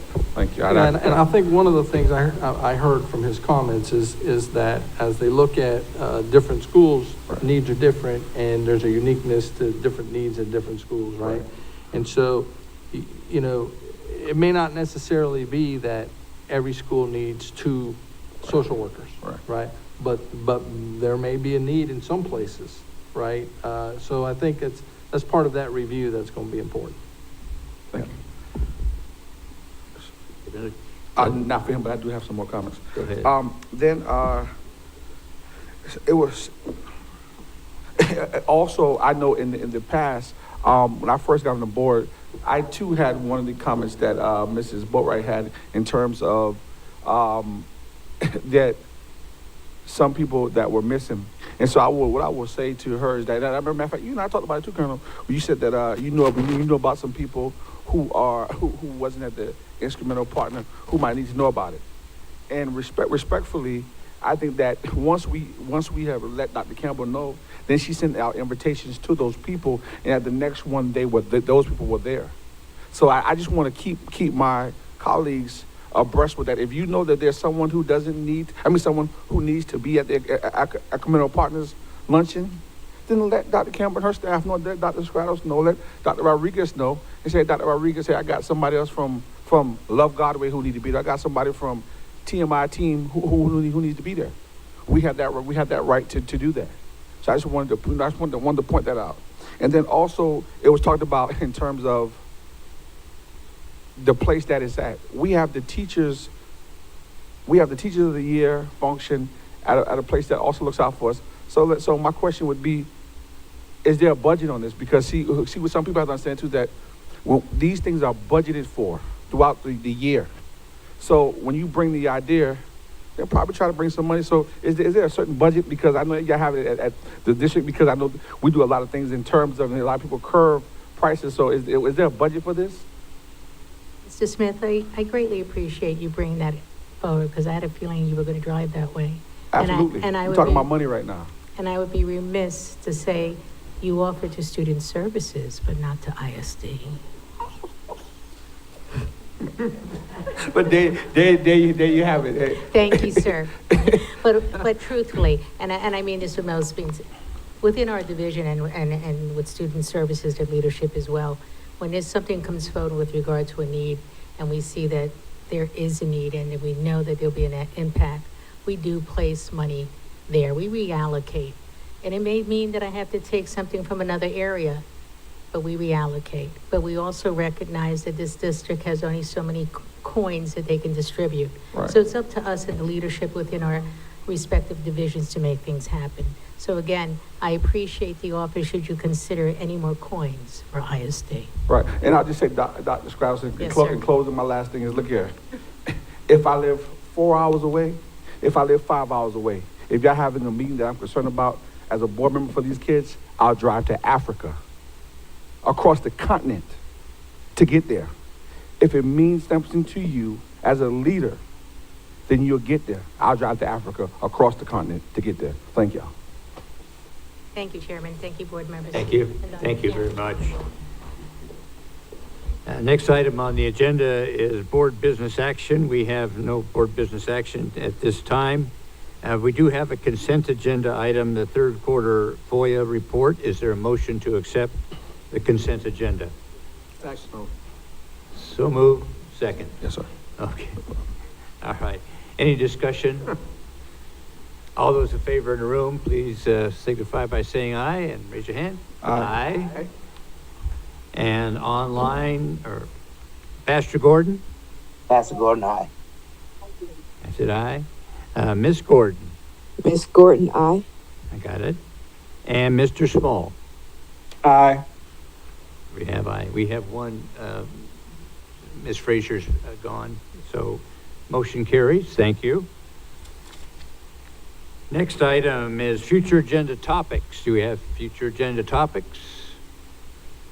When I was just say agenda setting meetings. Sorry? Agenda setting meetings. Agenda setting meeting? Yes, sir. Uh-huh. Well,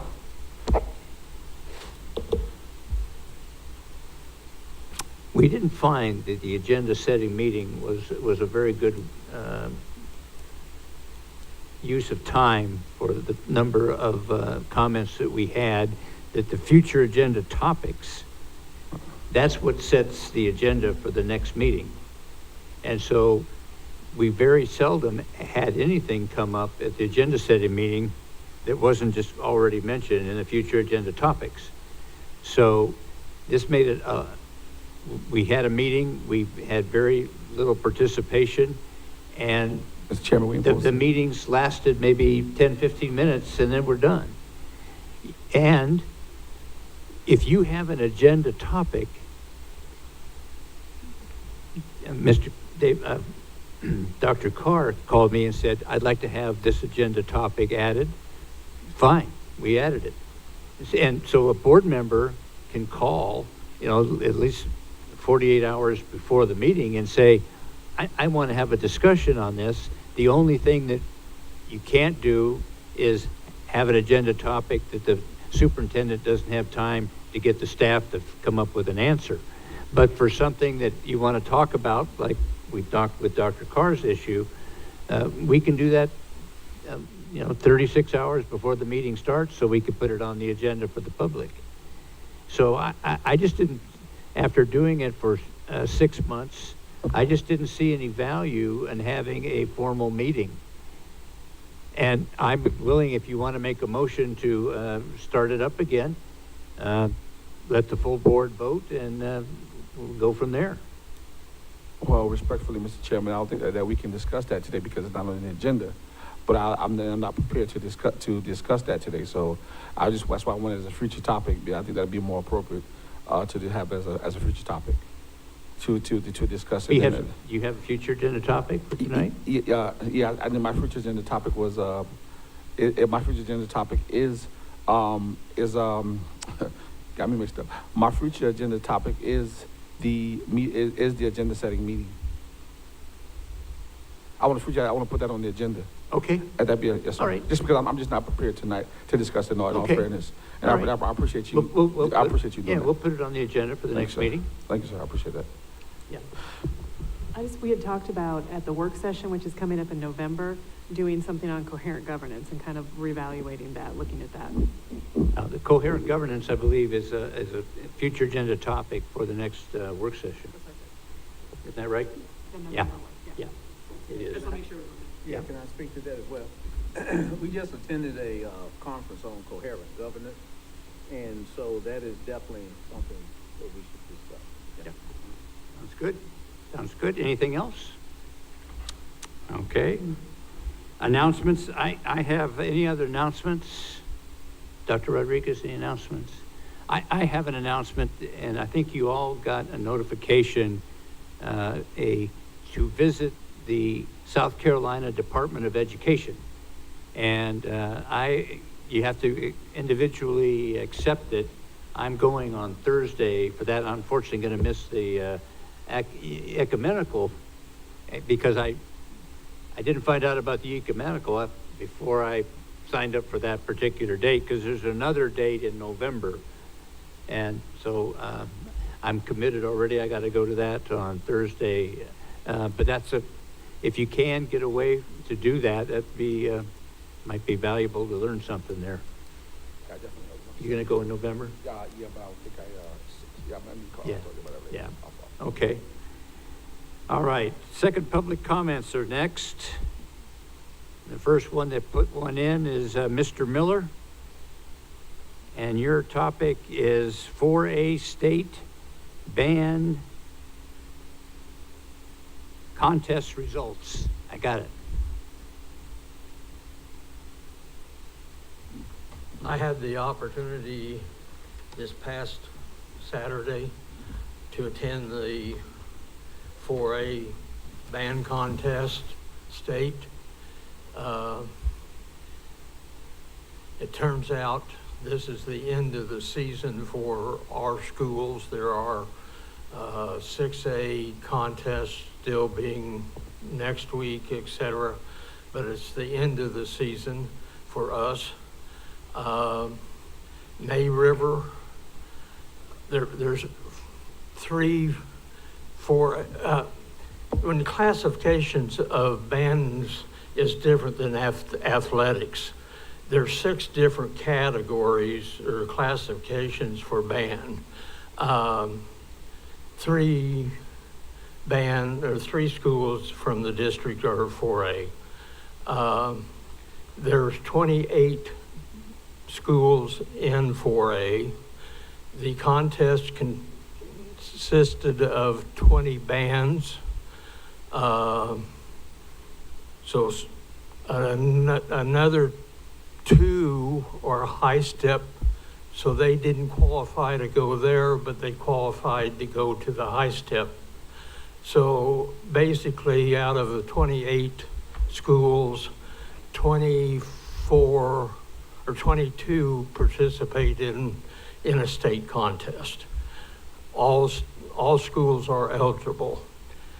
May River is the only one of our 6 schools that participated in anything.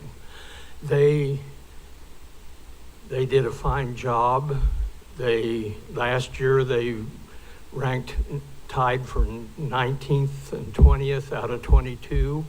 This year, they progressed to 15 out of 20, which is substantial. Their scores, you might think of yourself, what qualifies to make a good score? Oh, I'm running out of time fast. But you might think, is it marching? Is it your music? It's none of that. The best thing or the most important thing is how your school, your program shows, makes how do I want to say it? It tells a story. And May River's story was Pandora's box. They didn't tell the story the best, but their music was great. All right, sir. Thank you very much. Next speaker is Mr. Anthony Cambrea, and his topic is academic achievement.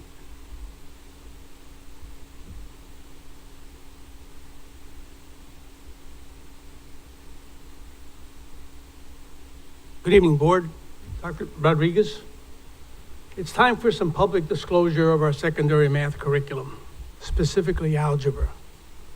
Algebra is referred to as the most significant gateway course that teaches and develops critical thinking skills. Each of you will provide a supporting evidence validating the anemic performance in the algebra end of course exams by Beaufort County students. Effective school boards should never forget the top priority, which is student achievement. Some facts.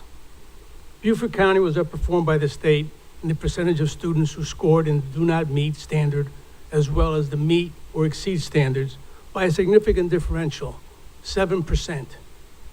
The state outperformed Beaufort County in 4 out of the 5 grading categories. Beaufort County, when compared with similar districts, was performed at 6 out of 7 when compared with similar districts. Enrollment, demographics, financial support, etc. Let's analyze the performance by one subgroup. One subgroup had a 10% lower performance rate than their counterparts in the meet or exceeds expectations. Conversely, they had a 10% lower rate than those who did not meet and exceeds. Let's just say that this subgroup consisted of just our female students. Only our females scored this low. Do I have your attention?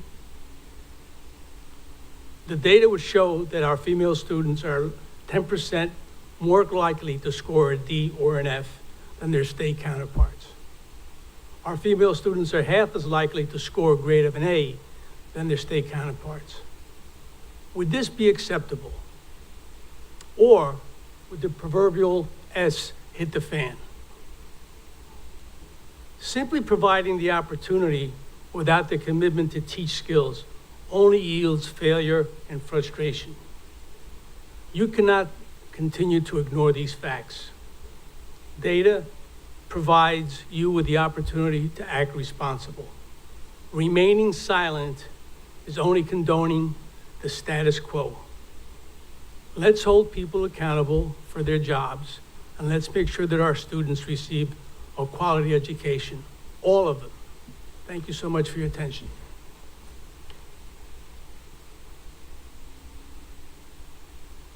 And that completes tonight's agenda, and without exception, if there's anybody that objects, we will adjourn under unanimous consent. Thank you very much.